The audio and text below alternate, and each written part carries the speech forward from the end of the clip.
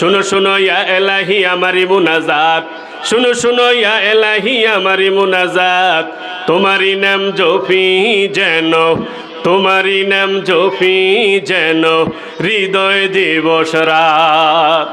যেন কানে শুনি সদা সর্বদা, যেন কানে শুনি সদা তোমারই কালাম হে খোদা, চোখে যেন দেখি আমি কোরআনের আয়াত। আল্লাহ যেন কান দিয়ে কোরআনের আয়াতটা যেন শুনি, চোখ দিয়ে যেন কোরআনের আয়াতটাই দেখি। আল্লাহু আকবার। কিন্তু দুর্ভাগ্য হলো আমার যুবক ভাইয়েরা, তারা কোরআনের আয়াত দেখে না, উপন্যাস দেখে। কি দেখে? সবাই বলেন কি দেখে? এবার বলেন, উপন্যাসের ভিতরে সবগুলি সত্য কথা না কাঁচা মিশা? কাঁচা মিশা এগুলি দেখে, আবার চোখের পানিও ফেলা। আর এই কোরআনের মধ্যে মিশা আসেনি। This is the book, there is no doubt, জালিকাল কিতাবুল লা রাইবা ফি। এটা এমন একটা কিতাব যে কিতাবের মধ্যে সন্দেহর লেশও নাই। আল্লাহু আকবার বলেন না? সেই কিতাবের দিকে তাকায় না, আছে না নাই? তাজকিরাতুল আউলিয়ার ভিতরে দেখলাম কবি নজরুল জান্নাতে কথায় কথায় জিজ্ঞাসা করলো, আল্লাহর ওলি জিজ্ঞাসা, কারামাতুল আউলিয়া হক কোন? ওলিদের কারামতটাও সত্য। আর শেষ জামানার কিয়ামতের আলামত এটা হইল যে ইমানদারদের স্বপ্নটা সত্য বলে প্রমাণিত হবে। সত্য বলে কি হবে? ও আমার ভাইরা, কবি নজরুল আল্লাহর ওলি দেখে যে সে জান্নাতে, কবি নজরুল জান্নাতে। ভাই নজরুল, তুমি কোন কাজ করলা যে কাজ করার কারণে তুমি জান্নাতে আসলা? আমি নবীর শানে, কোরআনের শানে অনেকগুলি গজল রচনা করলাম।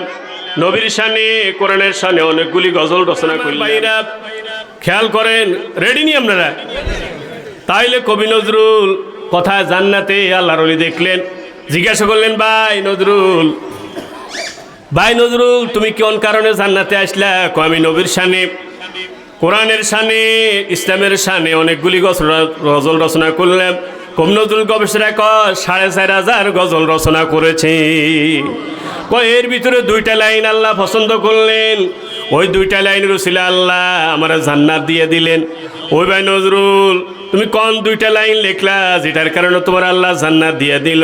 আমি যে বললাম, আমি যদি আরব হতাম মদিনারি পথ, আমি যদি আরব হতাম মদিনারি পথ, সে পথে হেঁটে যত প্রিয় নবী হযরত। আমি কবি নজরুল যদি কবি না হইয়া, মানুষ না হইয়া মক্কা মদিনার পথ হয়ে যেতাম, বিশ্বনবী আমার বুক দিয়ে হেঁটে যেত, আমার কপাল ধন্য হয়ে যেত।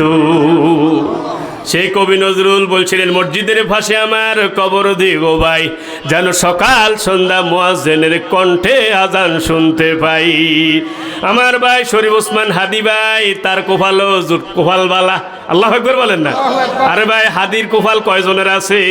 এত বড় জানাজা বাংলাদেশে হয়েছে কি না আল্লাহই ভালো জানে। ঠিক না? ঠিক। যে লোকটার কোনো দলীয় কোনো নেতা কর্মী নেই, কোনো গাড়ি নেই, সবাই নিজ খরচে তার জানাজা হাজির হয়ে গেছে। আল্লাহু আকবার, আল্লাহু আকবার। যখন তুমি এসেছিলে ববে, কেঁদেছিলে তুমি একা, হেসেছিল সবে।